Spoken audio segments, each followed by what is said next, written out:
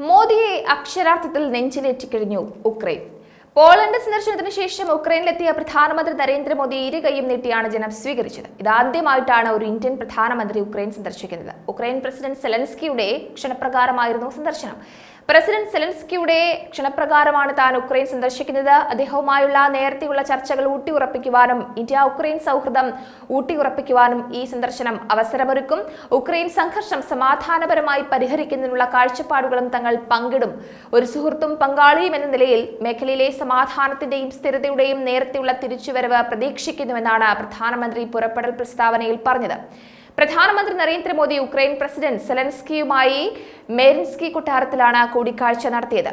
അവിടെ നിയന്ത്രിത മീറ്റിംഗും തുടർന്ന് മറ്റ് പ്രതിനിധികളുമായുള്ള പ്രതിനിധിതല യോഗവും ഉണ്ടായിരുന്നു. നേതാക്കൾ രേഖകൾ കൈമാറുകയും ചെയ്തതോടെ ഇന്ത്യ ഉക്രൈൻ ബന്ധം കൂടുതൽ വിപുലപ്പെടുമെന്നതിൽ തർക്കമില്ല.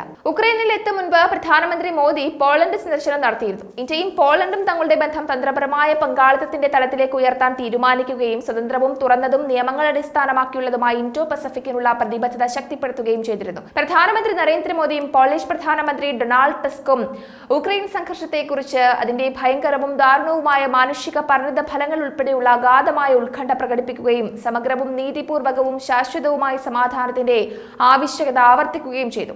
നേതാക്കൾ അവരുടെ കൂടിക്കാഴ്ചയിൽ സമാധാനവും നിയമങ്ങൾ അടിസ്ഥാനമാക്കിയുള്ള അന്താരാഷ്ട്ര ക്രമവും ഉയർത്തിപ്പിടിക്കുന്നതിലുള്ള പരസ്പര പ്രതിബദ്ധത സ്ഥിരീകരിച്ചു.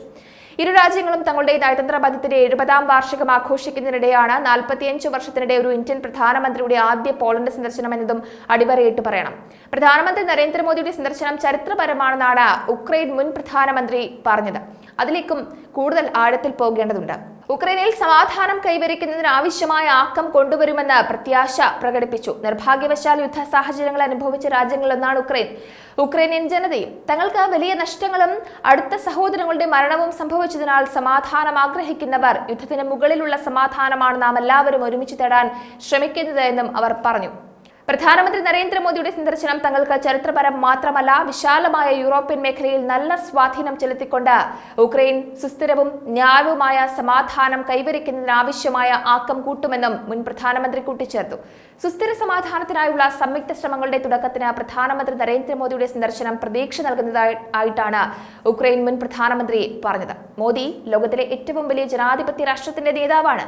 അവിടെയാണ് തങ്ങളുടെ പ്രതീക്ഷകൾ അധിഷ്ഠിതമാകുന്നത്. അതിനാൽ ആത്മവിശ്വാസം വളരെയേറെ ലഭിക്കുന്നുണ്ട്. അദ്ദേഹത്തിന്റെ സന്ദർശനം സുസ്ഥിരവും സമഗ്രവും നീതിയുക്തവുമായ സമാധാനം കൈവരിക്കുന്നതിനുള്ള വളരെ പ്രധാനപ്പെട്ട തന്ത്രപരമായ ചുവടുവയ്പായിരിക്കുമെന്നും ടിമോഷെങ്കോ കൂട്ടിച്ചേർത്തു. ഉക്രൈനിൽ സുസ്ഥിരവും നീതിയുക്തവുമായ സമാധാനം കൊണ്ടുവരുന്നതിനുള്ള ഒരു പ്രധാന ശില്പി, ഒരു സന്ദേശവാഹകൻ മാത്രമല്ല, ഒരു പ്രധാന വാസ്തുശില്പിയാകാനുള്ള എല്ലാ സാധ്യതകളും പ്രധാനമന്ത്രി മോദിക്കുണ്ട് എന്നും അവർ കൂട്ടിച്ചേർത്തു. സമാധാന ആശയങ്ങളുടെ കൈമാറ്റത്തിലൂടെ സുസ്ഥിരമായ സമാധാനം കണ്ടെത്തുന്നതിന് മറ്റ് രാജ്യങ്ങളെ ഉൾപ്പെടുത്തുന്നതിനുള്ള അടിത്തറയുണ്ടാകുമെന്ന് ഉക്രൈൻ പ്രതീക്ഷിക്കുന്നുണ്ട്. ഉക്രൈൻ സമാധാനപ്രിയരായ രാജ്യമാണെന്നും സൈന്യം കുറഞ്ഞുവെങ്കിലും ഇപ്പോൾ യുദ്ധത്തിന്റെ ആഘാതം നേരിടുകയാണെന്നും അവർ പറഞ്ഞു. നമ്മൾ സമാധാനപ്രിയരായ രാഷ്ട്രമാണെന്ന് ഉക്രൈന്റെ ചരിത്രം തെളിയിക്കുന്നുണ്ട്.